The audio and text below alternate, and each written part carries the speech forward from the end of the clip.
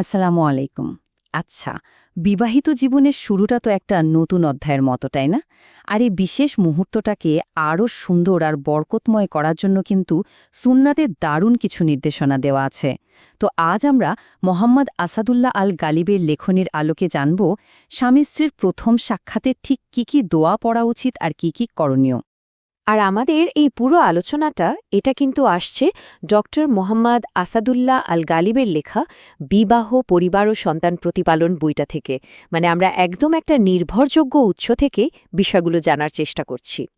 তো কি কি থাকছে আজকের আলোচনায় আমরা ধাপে ধাপে দেখব কিভাবে একটা বরকতময় সূচনা করা যায়, প্রথম সাক্ষাতে করণীয় কি, তারপর কল্যাণের জন্য বিশেষ একটা দোয়া, যৌথ ইবাদত মানে নফল সালাত, আর সব শেষে দুনিয়া ও আখেরাতের জন্য একটা দারুণ প্রার্থনা। তো চলুন আর দেরি না করে সরাসরি প্রথম ধাপে চলে যাই। প্রথম সাক্ষাৎ আর সেই মুহূর্তের করণীয় কাজগুলো কি কি। আসলে দাম্পত্য জীবনের শুরুটা হওয়া উচিত একদম স্নেহ, মমতা আর ভালোবাসার ছোঁয়া দিয়ে। আর দেখুন, সুন্নাহর নির্দেশনাও কিন্তু ঠিক এমনই। তো প্রথম কাজটা কি? স্বামী তার স্ত্রীকে দুধ বা শরবতের মতো কিছু একটা দিয়ে আপ্যায়ন করবেন। এটা কিন্তু খুব ছোট একটা কাজ, কিন্তু এর মধ্যে যে আন্তরিকতা আছে সেটা অসাধারণ। এর পরের ধাপে স্বামী খুব নরমভাবে স্ত্রীর কপালের চুলে হাত রেখে একটা বিশেষ দোয়া পড়বেন। এখন প্রশ্ন হলো, সেই বিশেষ দোয়াটা কি? চলুন এবার আমরা সেই দোয়াটা সম্পর্কেই জানি, যেটা এই মুহূর্তের জন্য বিশেষভাবে বলা হয়েছে।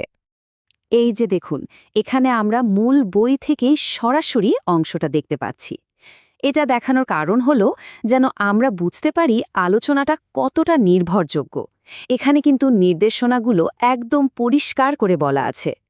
তো দোয়াটা হলো, আল্লাহুম্মা ইন্নি আসআলুকা খাইরাহা ওয়া খাইরা মা জাবালতাহা আলাইহ ওয়া আউযু বিকা মিন শাররিহা ওয়া শাররি মা জাবালতাহা আলাইহ। এই দোয়াটার অর্থ যদি আমরা একটু খেয়াল করি তাহলে এর গভীরতাটা বোঝা যায়। মানে এখানে কিন্তু শুধু স্ত্রীর বাহ্যিক ভালোটা চাওয়া হচ্ছে না, বরং তার স্বভাব, তার প্রকৃতির মধ্যে আল্লাহ যে কল্যাণ রেখেছেন সেটাও চাওয়া হচ্ছে। আবার ঠিক একইভাবে তার স্বভাবের ভেতরে থাকতে পারে এমন যে কোনো অকল্যাণ বা অনিষ্ট থেকেও কিন্তু আল্লাহর কাছে পুরোপুরি আশ্রয় চাওয়া হচ্ছে। কি অসাধারণ একটা ভারসাম্যপূর্ণ প্রার্থনা, তাই না? আচ্ছা, যাতে সহজে মনে রাখা যায় সেই জন্য চলুন দোয়াটা আমরা আরও একবার মনোযোগ দিয়ে শুনি। আল্লাহুম্মা ইন্নি আসআলুকা খাইরাহা ওয়া খাইরা মা জাবালতাহা আলাইহি ওয়া আউযু বিকা মিন শারজিহা ওয়া শারজি মা জাবালতাহা আলাইহি। এই বড় দোয়াটার পাশাপাশি কিন্তু আরেকটা সংক্ষিপ্ত আর খুবই সুন্দর বিকল্প দোয়াও আছে। সেটা হলো একে অপরের জন্য বরকতের দোয়া। হে আল্লাহ, আমার স্ত্রীর মধ্যে আমার জন্য বরকত দিন এবং আমার মধ্যে তাদের জন্য বরকত দিন।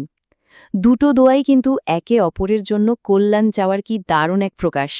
আচ্ছা, দোয়া আর একে অপরের জন্য কল্যাণ চাওয়ার পর সম্পর্কটাকে আল্লাহর স্মরণের মাধ্যমে আরও মজবুত করার একটা ধাপ আছে, আর সেটা হলো যৌথ ইবাদত, মানে একসাথে সালাত আদায় করা। এই দোয়া পাঠের পর স্বামী স্ত্রী দুজনে মিলে জামাতে 2 রাকাত নফল সালাত আদায় করবেন। একবার ভাবুন তো, জীবনের এত বড় একটা অধ্যায়ের শুরুটা হচ্ছে আল্লাহর ইবাদতের মাধ্যমে। এর চেয়ে সুন্দর আর কি হতে পারে? আর এই সালাতে স্বামী ইমামতি করবেন আর স্ত্রী ঠিক তার পেছনে দাঁড়াবে। আর এই যে একসাথে ইবাদত করার মুহূর্তটা, এটাকে কিন্তু দুনিয়া ও আখেরাতের সার্বিক কল্যাণের জন্য একটা দোয়ার মাধ্যমে আরও বেশি অর্থবহ করে তোলা যায়। আর সেই দোয়াটা আমাদের সবার খুব পরিচিত আর খুব প্রিয় একটা দোয়া, রাব্বানা আতিনা ফিদ্দুনিয়া হাসানাতাও ওয়াফিল আখিরাতি হাসানাতাও ওয়াকিনা আযাবান্নার। এটা তো এমন একটা সমঘয় দোয়া যা দুনিয়া আর আখিরাত দুই জীবনের সাফল্যের জন্যই আল্লাহর কাছে চাওয়া হয়। তাহলে চলুন পুরো বিষয়টা একবারে সংক্ষেপে দেখে নিই। একটা বরকতময় সূচনার জন্য কি কি করতে হবে। প্রথমত, একটা আন্তরিক আর স্নেহপূর্ণ আচরণ দিয়ে শুরু করা। দ্বিতীয়ত, নতুন স্ত্রীর জন্য কল্যাণ চেয়ে সে বিশেষ দোয়াটা পড়া। তৃতীয়ত, দুজনে মিলে একসঙ্গে 2 রাকাত সালাত আদায় করা। আর সবশেষে দুনিয়া ও আখিরাতের সব কল্যাণের জন্য আল্লাহর কাছে প্রার্থনা করা।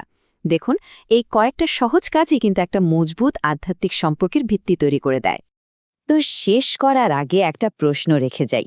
এই যে এত সুন্দর আর সহজ সুন্নাগুলো, এগুলো কিভাবে শুধু একটা নিয়ম বা আনুষ্ঠানিকতা না হয়ে একটা সারা জীবনের দাম্পত্য যাত্রার জন্য মজবুত আধ্যাত্মিক ভিত্তি গড়ে তোলে? এর উত্তরটা হয়তো লুকিয়ে আছে এই কাজগুলোর পেছনের গভীর অর্থটা বোঝা আর আন্তরিকতার সাথে পালন করার মধ্যেই।